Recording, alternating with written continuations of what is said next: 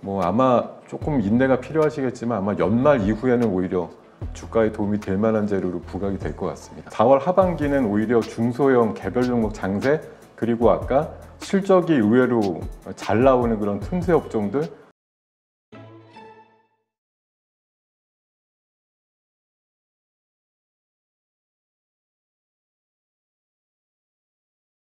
지금 현대차와 관련해서 네. 호재라고 해야 되겠죠. 그 보스턴 다이내믹스, 이것을 내년 6월 달에 상장 추진하겠다, 이런 뉴스가 좀 나왔습니다. 네, 맞습니다. 원래 한 3년 전쯤에 지분 투자를 해놓고, 이게 제가 알기로는 무슨 바이백 조항이라든가 이런 게 좀 걸려 있는 걸로 알고 있는데 5년 내로 상장한다 이런 이슈가 있었기 때문에 아마 올해부터 상장 추진을 해가지고 내년도 상반기 내로 상장 추진을 완료하는 걸로 아마 얘기가 나오는 것 같고요. 사실 우리나라도 최근에 뭐 두산 로보틱스라든가 또 뭐 레인보우도 그랬습니다만 삼성이라든가 두산 쪽에 걸출한 뭐 그런 위치를 차지하는 로봇주들의 시가총액이 상당히 좀 높은 편까지 올랐었죠. 한 5조에서 한 7, 8조 수준까지 올랐기 때문에 보스턴 다이나믹스의 어떤 뭐 위상이라든가 이런 거 감안해 보면 지금 시장에서 예측 나오는 거 조금 뭐 이르긴 하지만 10조 원 정도까지 보고 있더라고요. 그래서 지금 이게 현대차라든가 현대모비스, 또 글로비스, 또 정의선 회장의 개인 출자까지 해서 굉장히 많은 이제 출자금들이 들어갔는데 뭐 작게는 한 5배에서 10배 이상 수익적으로 수익률을 터뜨릴 수 있지 않을까, 그런 전망들이 좀 나오는 것 같습니다. 그러게요. 그 현대차야 뭐 워낙 호재가 많고 또 주가 움직임도 좋아서 뭐 더 긍정적인 요소로 작용이 되겠지 당연히 생각이 되는데, 이 현대모비스 같은 경우도 보니까 한 20% 정도의 지분을 가지고 있는 걸로 지금 뉴스에서는 나오는데, 네네. 이것이 어떤 주가 상승의 모멘텀이 좀 돼줄까? 이러한 좀 희망 섞인 기대를 많은 분들이 하는 것 같아요. 왜냐하면 저희 방송 그 댓글을 보니까 30만 원대에서 물리신 분들이 의외로 많더라고요. 이게 예전에 그 지배구조 이슈 때문에 네네. 그때 사셨던 분들. 예. 네, 이것들이 좀 현대모비스의 어떤 주가 슈팅에 도움이 되지 않을까? 어떻게 보세요? 뭐 일부 분명히 효과는 있을 것으로 생각을 하는데, 물론 이제 개인적으로 보기에는 이제 내년 한 1년 정도 남은 상황이라서, 물론 확정이 가능하고 한 거는 실제적으로 주가적인 측면으로 관련돼서 흐름이 나오는 건 아마 연말께에서 내년 초쯤 분위기를 좀 탈 것 같고요. 일단 이런 전망이 나오는 만큼 뭐 멀지 않았다는 관점에서 뭐 좀 유무형의 관점에서는 좀 흐름들이 나올 것 같은데, 뭐 앞서서 좀 고가에 물리신 분들한테는 조금 뭐 불편한 얘기일 수도 있겠습니다만, 사실 이게 전동화 시기가 계속 되는 시장이다 보니까 이런 내연기관 부품에 특별히 좀 스페셜티가 있었던 회사들이 빠른 이제 전동화 쪽으로의 뭐 그런 전환이라든가 이런 걸 통해 가지고 뭐 업태를 빨리 전환시키고 이런 것들이 이제 흐름들이 원활해질 필요가 있을 것 같고요. 뭐 아마 조금 인내가 필요하시겠지만 아마 연말 이후에는 오히려 주가에 도움이 될 만한 재료로 부각이 될 것 같습니다. 네. 자, 이제 4월도 중순으로 접어들어가요. 이제 다음 주부터 시작되는 2주 정도 앞으로의 그 흐름, 증시 흐름이 어떻게 될 것이냐, 한번 좀 생각을 해봐야 될 것 같아요. 제가 그 질문 나오면 심장이 뛰시고 벌렁벌렁한 것이, 뭐 사실 이런 질문을 맞으면서 이제 얘기를 하면 이런 거 들으시는 분들은 반응이 아마 극과 극일 것 같습니다. 뭐 어차피 맞추기 어려운 건데 뭐 이러고서 이해를 하시면서 보시는 분도 계시겠지만, 너 왜 못 맞춰? 막 이러면서 이제 회초리 들고 그러고 싶으신 분들도 있을 것 같아요. 왜냐하면 제가 특히나 3월달, 4월달 장에 대해서 굉장히 좀 후련한 장세가 나온 다음에 그 다음에 여름까지 좀 힘들 거예요, 이런 얘기를 좀 많이 드렸는데, 이게 지금 시원하고 아주 뭐 엄청난 장세가 나온 거냐에 대해서 사실 그렇게 느끼기에는 뭔가 좀 한 스푼 모자라지 않았나 그런 생각이 들기 때문에, 뭐 시원한 장세도 안 나왔는데 이것도 제대로 얘기하지 못한 제가 4월달 하반기에 대한 흐름들을 또 말씀드리면 아무래도 신뢰도가 좀 많이 낮춰지긴 하겠지만, 제가 뭐 감히 말씀드리고 싶은 건, 저희는 사실 뭐 선지자나 예언자 개념이 아니고 시장의 각종 변수들을 감안해 갖고 사실 저희도 일주일에 한 번 뵙는 거니까 그 사이에도 뭐 수없이 많은 시장의 변화가 있을 터인데 일주일 사이에 어떤 변곡점이라든가 이런 것들은 빼놓지 않고 알려드리려고 노력을 하는 거고요.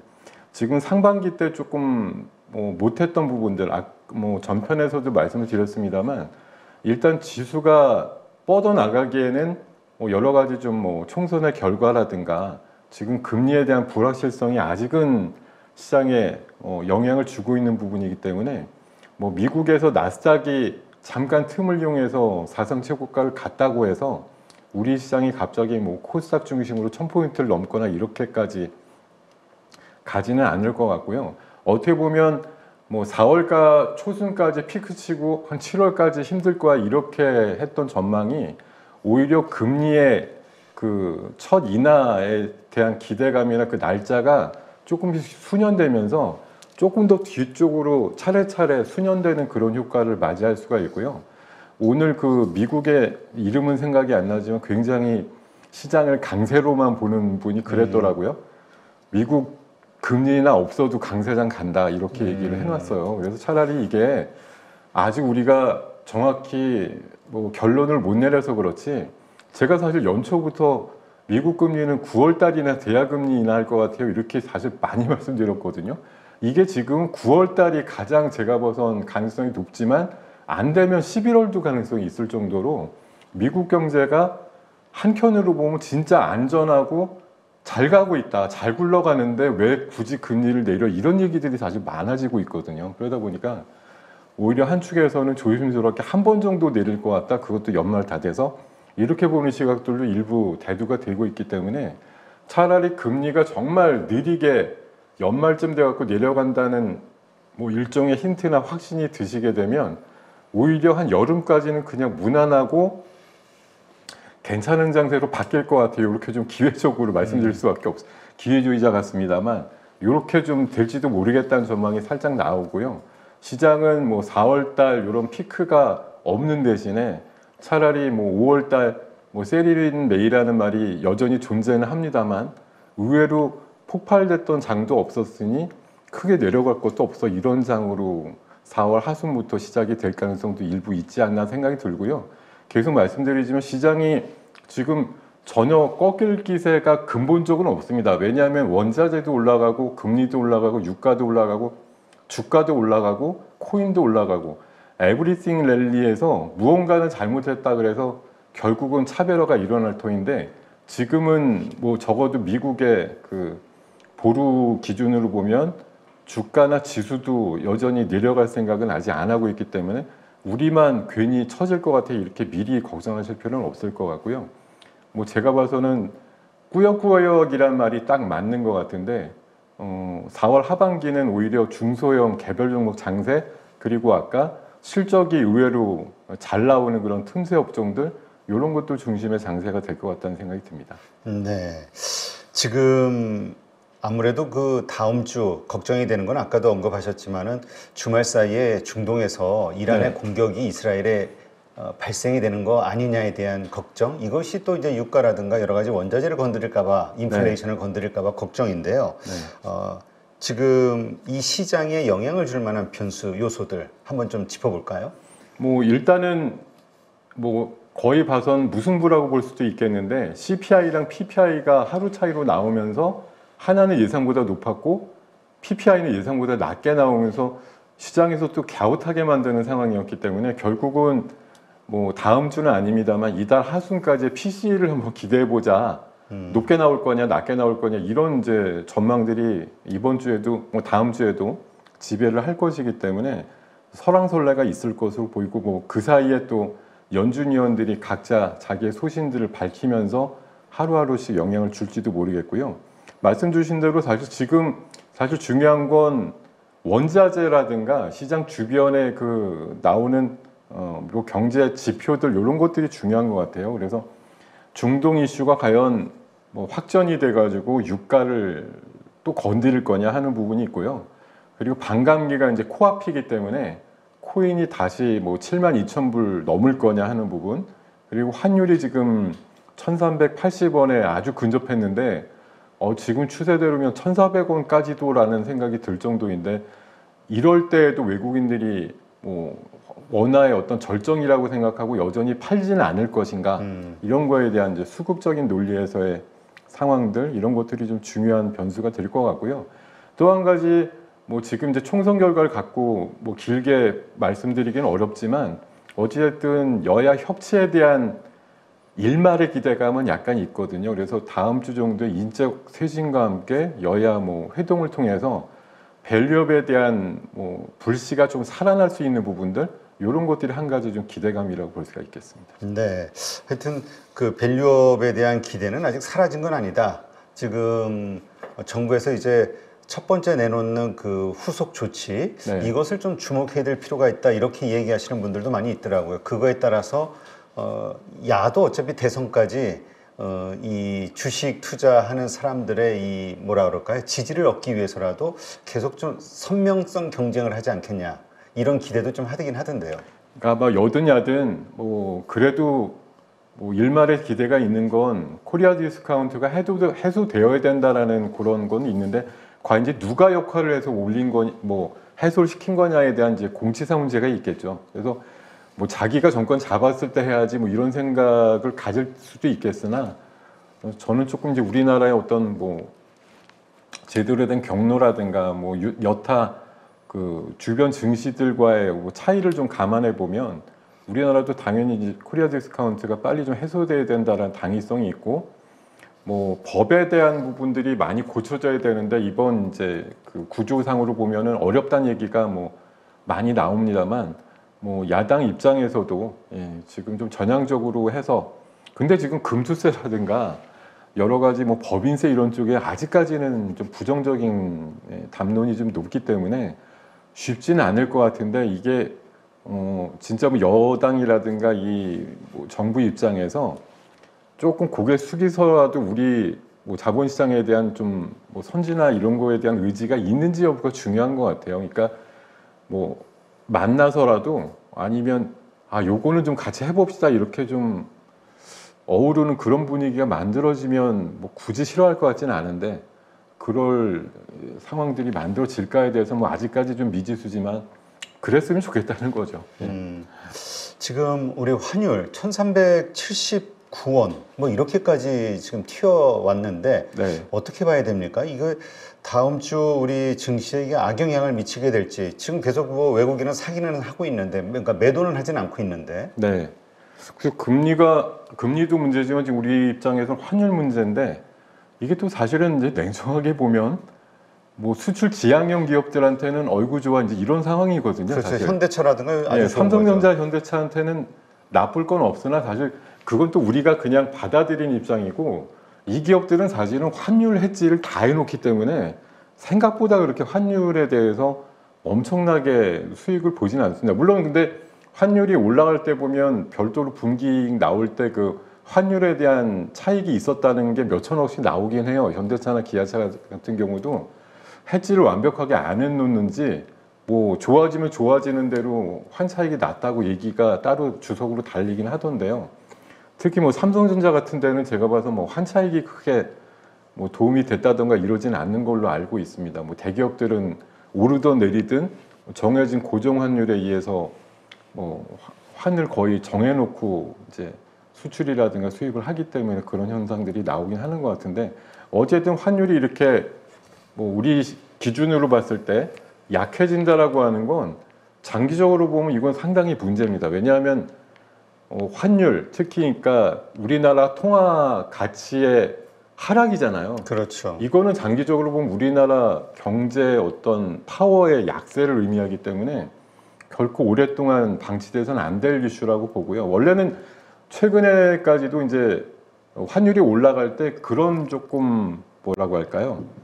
뭐 이유가 있었어요. 한번 뭐였냐면은 배당을 많이 받는데 외국인들이 달러로 바꿔가지고서 본국에 송금하니까 환율이 올라가는 거야 이런 얘기들이 좀 많았거든요. 그래서 이런 부분들은 아무래도 한 4월 중순 넘어가면 뭐 배당에 대한 이슈가 거의 좀 사그라질 걸로 보기 때문에 뭐 그런 부분에서라도 다음 주 정도 되면 환율에 대한 부분들이 조금은 좀 낮아지지 않을까 좀 그렇게 좀 생각을 하고 있거든요. 네. 예.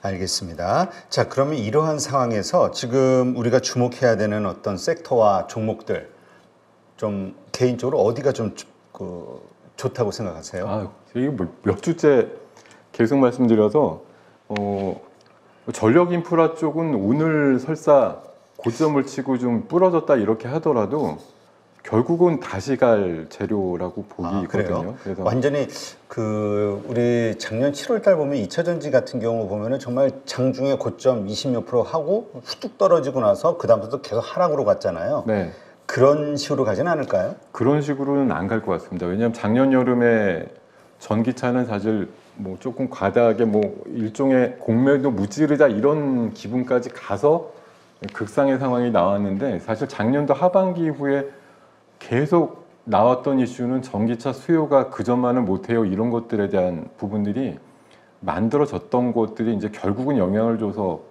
한 6, 7개월 지금 하락이 계속 이어지고 있는 부분인데 적어도 지금 뭐 방금 뭐이 전편에서도 말씀드렸던 중동 중심의 데이터 센터 증설이라든가 또 미국향의 데이터 센터 증설 또 우리나라 국내 데이터 센터 증설이라든가 AI에 대한 또 파급으로 전력을 많이 잡아먹는다라는 기본 이슈는 절정을 간 게 아니고 이제 막 출발하는데 꼭 이런 것들이 필요해라고 하는 관점이기 때문에 전력 인프라 쪽에 대한 부분들은 사실 제가 봐선 뭐 0부터 100까지의 어떤 절정의 상황이다 보면 저는 지금 한 40 정도 온 것 같아요.